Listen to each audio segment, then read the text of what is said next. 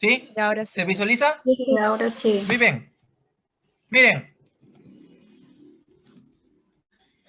tenemos un caso clínico de un paciente, mujer de 21 años, que es estudiante, no tiene comorbilidades, ¿no? Tiene algunos antecedentes de fumar marihuana y tabaco. Enfermedad de 2 horas, de inicio brusco y progresivo, ¿no? Es traído por otra persona quien refiere que sufre una agresión por terceros, previa disputa, por lo que el paciente sufre impacto en la cabeza como objeto contundente. ¿Qué objeto? Este que está acá, con la flecha. Hubo pérdida de conciencia aproximadamente 10 minutos, aqueja de dolor de cabeza, vómito y visión borrosa. ¿Síntomas de qué? De hipertensión intracraneal. Se encuentra que está con vómitos persistentes, hay una ventilación normal, hay una disminución de la agudeza visual, o sea, hay una visión borrosa, la presión está normal, hay una frecuencia cardíaca y respiratoria normal al momento, un LAGO de 15 y pupilas isocóricas. Muy bien, entonces solo es un paciente hasta el momento con un LAGO 15 y que está con vómitos, dolor de cabeza y visión borrosa. Hacemos esta tomografía y miren, aparecen lesiones como unos puntos, ¿sí? Unos puntos en el parénquima cerebral y unas lesiones que se proyectan sobre los surcos y cisuras. Contusión hemorrágica pequeña y hemorragia solenoidea. La línea media, miren cómo está conservada. Le hacemos los exámenes y en lo positivo encontramos sodio sérico bajo. El sodio sérico bajo. El sodio sérico está bajo y el CO2 está un poco elevado. Ya dijimos que el sodio bajo da más edema cerebral, más hinchazón. Cuando digo edema, hablo de hinchazón cerebral. El CO2, cuando genera elevación, ¿qué sucede con el CO2? Dilata los vasos y da más hinchazón cerebral. Se hospitaliza, cabecera 30 grados, reposo absoluto, se le hidrata, ¿sí? Para mantener una buena presión, se le da analgesia, se le da, se le da antigeneréticos y se le observa al paciente. Llegamos al día 2 a 3. ¿Se acuerdan del día 2 a 3? El día en que la hipertensión intracraneal aumenta.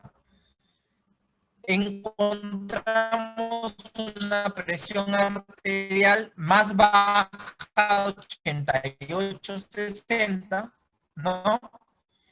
Un Glasgow de 13 puntos, o sea, un cuerpo del brazo y la pierna del lado derecho. Obedece comandos, pero definitivamente el lago está más bajo.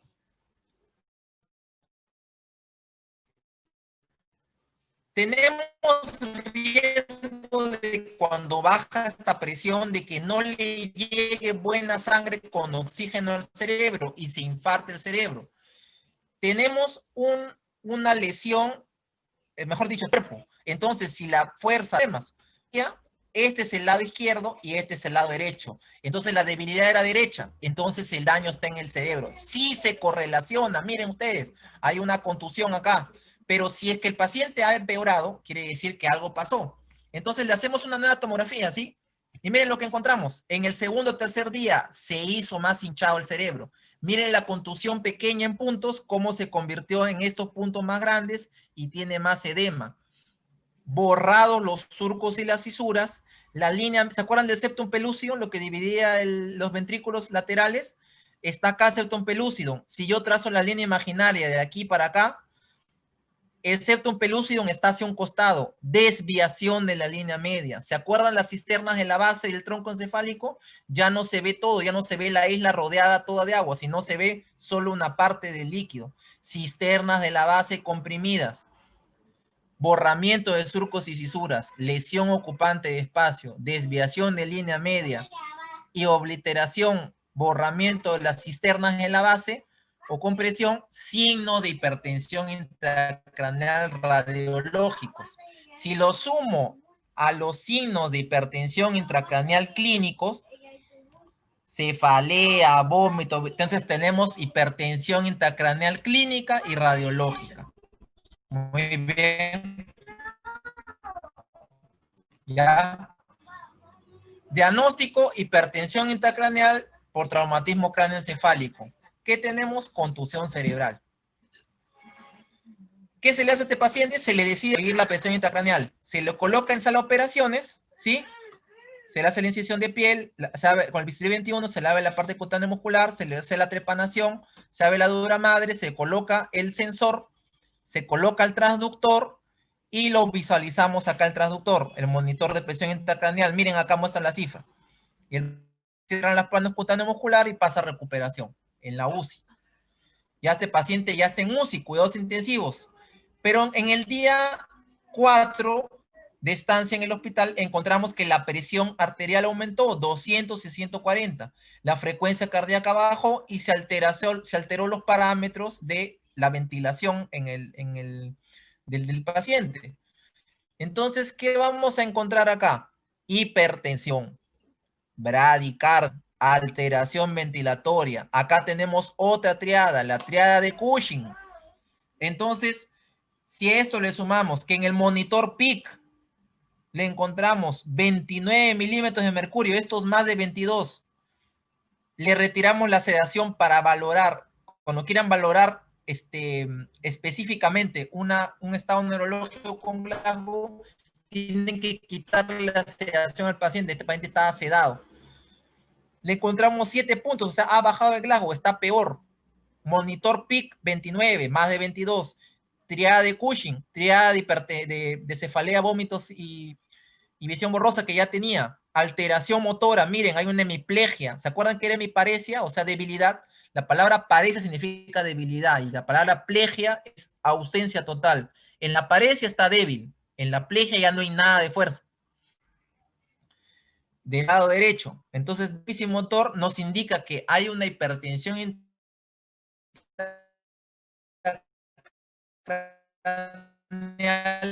clínica radiológica y está del lado izquierdo del cerebro y se correlaciona. Hay que decidir tratamiento quirúrgico. ¿Por qué? Porque ya le han estado dando, ¿sí?, sedación, ¿no?, homoterapia y no mejora el paciente.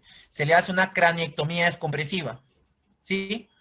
Incisión de piel, abrimos la parte cutánea muscular, hacemos la trepanación, hacemos la craniotomía, levantamos el hueso del cráneo, levantamos y abrimos la dura madre, ¿sí? Cortamos la dura madre, controlamos el punto de sangrado, suturamos, coagulamos, ¿ya? Y encontramos en este cerebro hinchado. ¿Qué vamos a hacer? Después de haber coagulado las contusiones hemorrágicas que generan más edema, vamos a hacerle la duroplastía. ¿Para qué? Para que este cerebro hinchado pueda ser aguantado por esta dura madre y no haya, ¿qué cosa? No haya fugas o fístulas. O sea, no haya fuga, el líquido cefalorraquídeo. Entonces, esta hueso craneal amplio, plano subcutáneo del paciente, del abdomen, o lo podemos mandar a banco de tejidos. Cerramos la parte cutánea muscular y eso es toda la cirugía. El paciente regresa a UCI, continúa con osmoterapia, le hacemos la tomografía control y observen, miren, cerebro, miren, acá vemos el hueso del cráneo, cómo se representa, y vemos la línea media que se ha restituido, ¿sí? ¿Se acuerdan de la línea media? Ya les he hablado de eso. El parénquima cerebral se ha expandido. O sea, miren, si se quedaba el hueso ahí, el paciente se iba a morir. El cerebro se ha expandido. Entonces ha podido expandirse y restituirse la línea media. Ha mejorado el paciente. Sí, la contusión todavía está ahí, pero definitivamente se hace UCI, es extubada, queda con la motora que va a recuperar con su defecto de hueso, esto se hueso más adelante, pero mejora su Glasgow a 15, ya puede caminar y poco a poco con su rehabilitación va a continuar su recuperación. Entonces, ¿mejoró la paciente? Sí, mejoró. Otro caso clínico, varón de 20 años, repartidor de delivery. Una hora, el paciente refiere que tuvo un accidente automovilístico. Miren, cuando un accidente automovilístico, ustedes vean que les hablan de que han habido muertos, no el paciente, sino otros muertos, y el vehículo, sea moto, carro, alguno ha quedado destruido totalmente, casi inoperable, o sea, casi inoperante ese vehículo, ustedes sospechen una lesión grave, severa en el paciente. Es un mecanismo de alto impacto. Entonces, un accidente de tránsito, un traumatismo craneoencefálico por accidente de tránsito, mal estado general, Glasgow 11. Miren, 11 está de Glasgow, ¿no? Es un deterioro neurológico, reflejo corneal presente. No hay déficit motor. O sea, lo positivo acá es que está somnoliente con un Glasgow 11. Miren, Glasgow 11. Le colocan su collarín porque es un politraumatizado. Sospechan lesión cervical. Cabecera a 30 grados, hidratación vía venosa periférica y le piden tomografía. ¿Por qué? Porque es un TEN moderado, así como el anterior. ¿Ven? Miren, el sodio, bajo el sodio, hay que arreglarlo ese sodio, y el CO2 alto. Ya dijimos que hay que controlar esto. ¿Por qué? Porque el sodio bajo y el CO2 alto da más edema cerebral. Por algunas razones administrativas en cualquier hospital, ¿no? Por disponibilidad, no llega el tomógrafo el paciente, entonces va a demorar la tomografía, puede hacer. Pero alguien se da cuenta de que el paciente mejora su Glasgow, ahora está en 14, llegó en 11 y ahora está en 14, o sea, mejoró. Llama la atención que las pupilas tienen una anisocoria con midriasis, está dilatada la pupila izquierda y hay una hemiparesia derecha, o sea, debilidad de brazo y pierna derecha. Si el lado derecho del cuerpo está alterado y sospecho lesión en el cerebro, quiere decir que yo lo voy a sospechar en el lado izquierdo del cerebro. Y generalmente, si se dilata la pupila, es del mismo lado del cerebro lesionado. Entonces, la pupila dilatada está del lado izquierdo. Entonces, con clínica nomás, yo puedo sospechar que del lado izquierdo del cerebro, o por lo menos en ese hemisferio cerca ahí, está el problema. ¿Será cierto eso? Vamos a verlo. Luego de muchas horas, se efectiviza la tomografía, pero justo cuando va a entrar a la tomografía, hay un Glasgow de 9 puntos.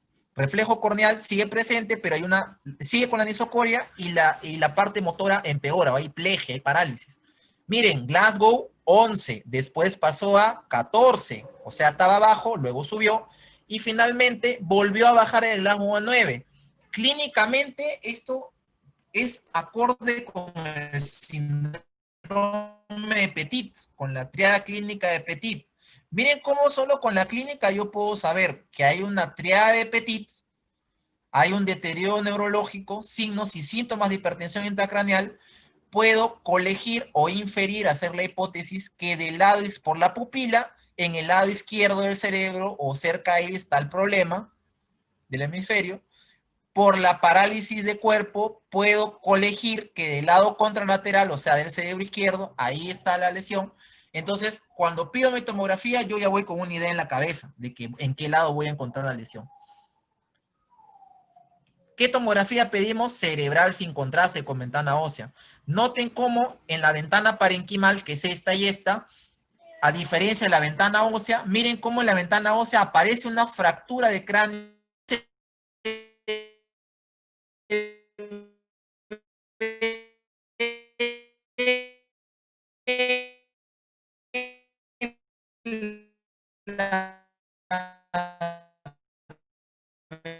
ventanas parenquimales. Por eso es importante la ventana ósea. Si hay una fractura acá, cerca acá hay algo que se ha hinchado, puede lesionar el cerebro. Noten que hay una imagen biconvexa, hiperdensa, blanca, quiere decir que es aguda, lo cual se corresponde con el cuadro clínico del paciente, borra surcos y cisuras, desvía la línea media, ¿sí? Es otro pelucio.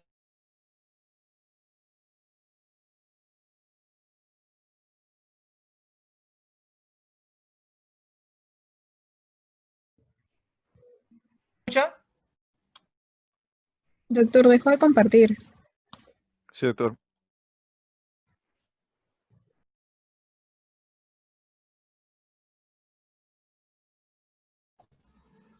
¿Se ve? ¿Me escuchan?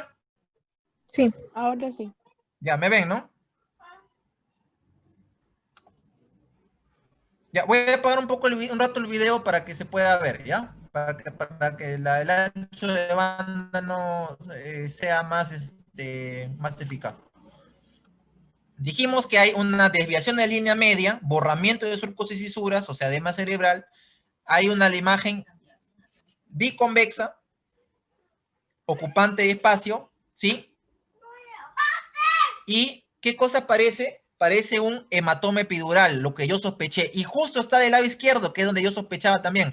Están borradas las cisternas de la base. Entonces, hipertensión intracraneal por un hematoma epidural. Se corresponde lo que yo pensé en la clínica con la tomografía. Entonces, estos son diagnósticos: traumatismo craneoencefálico complicado, hematoma epidural, agudo izquierdo, fractura de cráneo, hipertensión intracraneal. ¿Qué le vamos a hacer? Cirugía. Una craniotomía y evacuación. Paciente bajo anestesia general, intubado en ventilación, asepsia, antisepsia, incisión de piel, bisturí 21. Se abren los planos cutáneo muscular con el monopolar o electrocauterio o electrobisturí.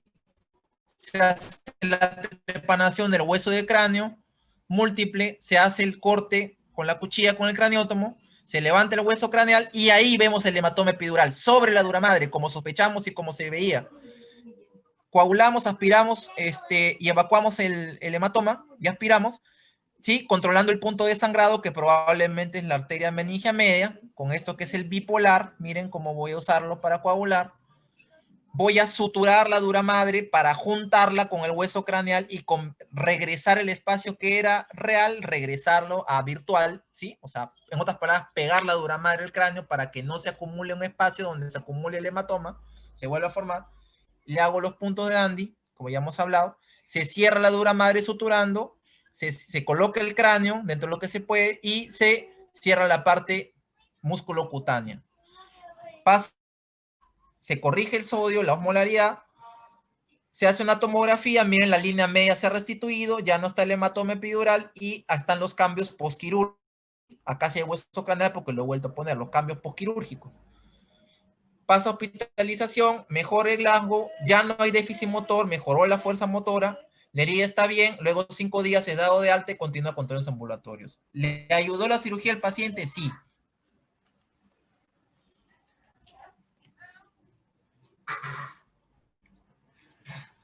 Otro caso, paciente varón, 24 años, tiempo de enfermedad de 2 horas, tuvo una caída de 3 metros. Cuando la caída es más de 1,5 metros, 2 metros, sospechen traumatismo de alto impacto. Golpes múltiples en la cabeza más que nada. Glasgow 7, miren, pasa trauma shock.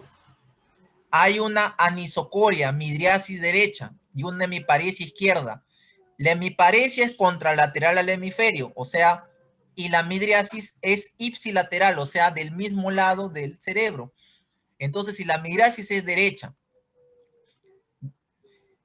probablemente del lado derecho está la lesión. Y si la hemiparesia del cuerpo es izquierda, es contralateral, del lado derecho también se corresponde que es la lesión.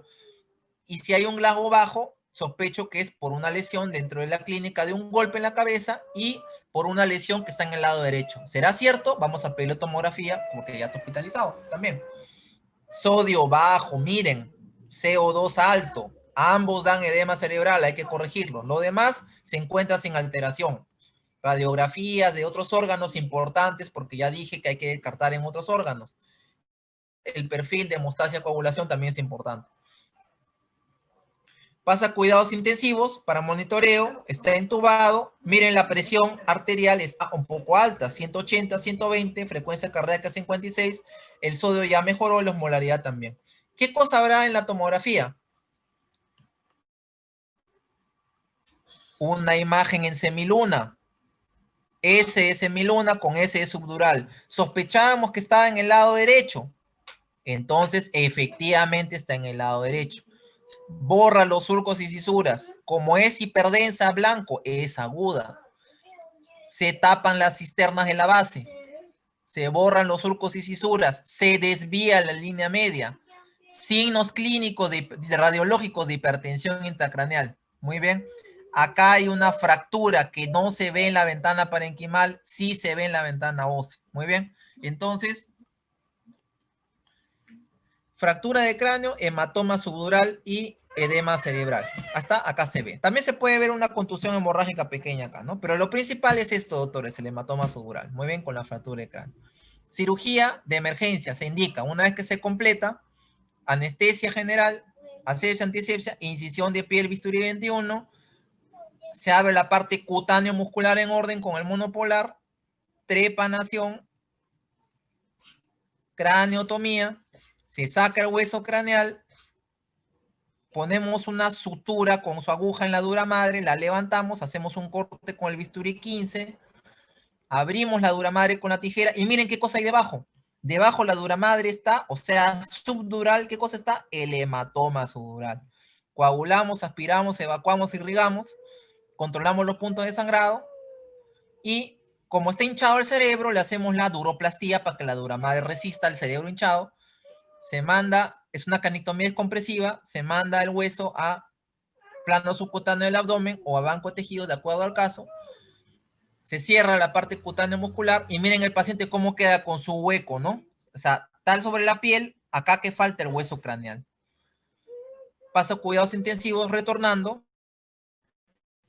Y la tomografía control, miren la tomografía, se ha expandido el cerebro, la línea media se ha restituido. Entonces, ya no es el hematoma subdural, se ha podido sacar. A veces se puede sacar todo, a veces no. Mira, acá sí salió. Ha mejorado tomográficamente. El hueso llega hasta acá. Aquí no hay hueso, miren. Esto blanco es el hueso. Aquí ya no está. Se ha expandido. Resultado satisfactorio tomográfico. Después de un tiempo prolongado, la herida operatoria está sin alteración, ha mejorado el Glasgow, recibe terapia física, queda con una secuela motora, pero después esperamos que se resuelva esto o mejore. A veces mejora, a veces no, con la medicina física rehabilitación, y serán sus controles para que vuelva a retornar más adelante para su reintervención para craneoplastía. Un último caso, tenemos un varón de 66 años, ocupación cesante, tiempo de enfermedad 1 mes y medio, curso insidioso progresivo. Hace 1 mes y medio tuvo una caída con traumatismo en la cabeza. Luego de ello ha presentado disminución de fuerza en brazo y pierna, se desorienta, tiene más sueño y por lo que ya no responde bien, la familia lo trae a la emergencia. Mencionan también dolor de cabeza y vómitos. Hay antecedentes de alcoholismo crónico, una de las cosas que además de la edad de adulto mayor hace que sea más pequeño el cerebro, haya más atrofia cerebral. Hay que preguntar si usa ácido acetilsalicílico, aspirina, warfarina, heparina. ¿Por qué le preguntan esto? Porque los adultos mayores suelen tomar mucho estos medicamentos, o sea, por sus comorbilidades. Muy bien. Hay que descartar que haya accidente cerebrovascular previo porque los adultos mayores hacen accidentes cerebrovasculares que pueden confundir una lesión traumática. Y hay que preguntar otras causas, nefropatía, hepatopatía u otros problemas que pueden darnos trastornos sobre los adultos mayores.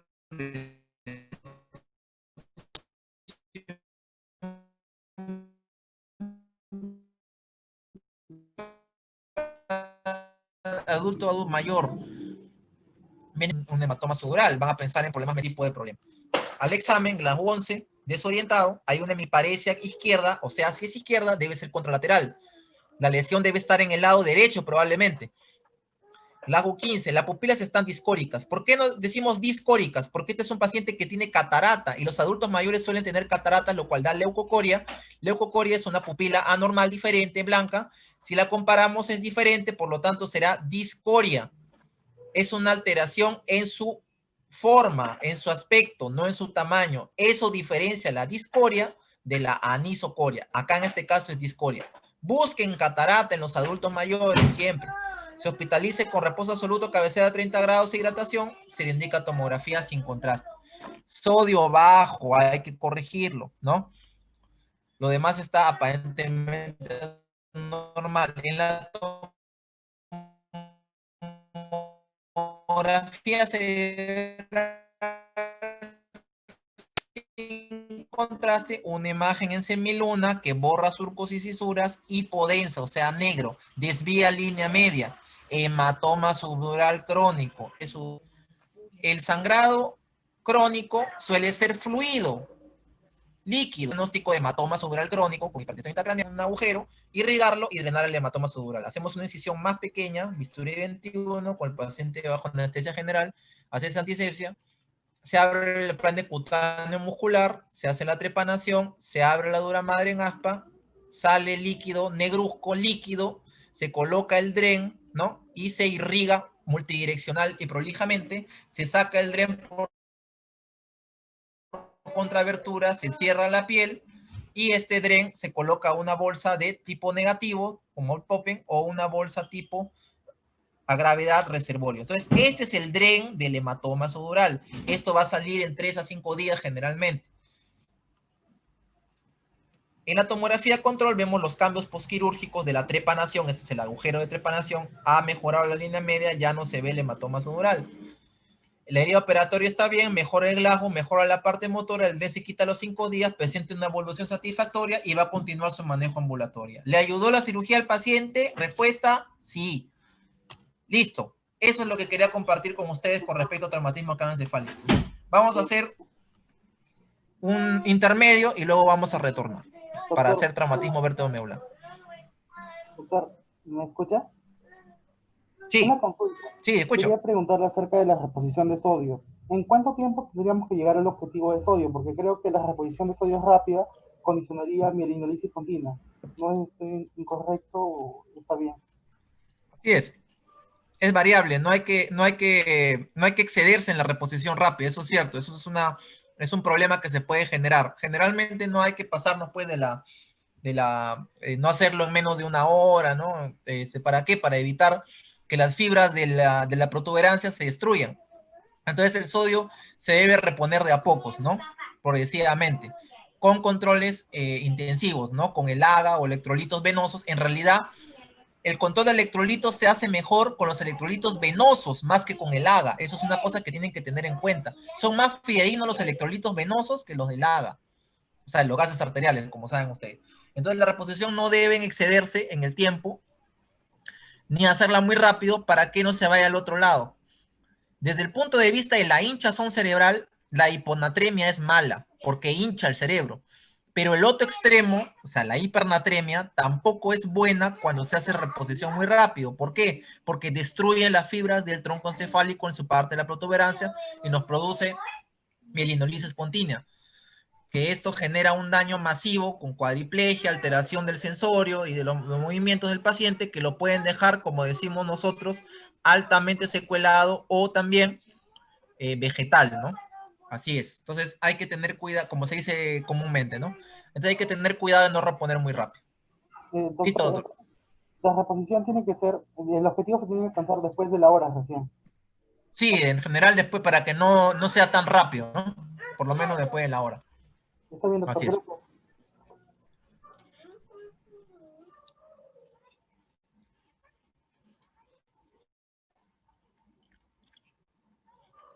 Muy bien. Doctor Delgado, ¿me escucha? ¿Está el doctor Delgado ahí?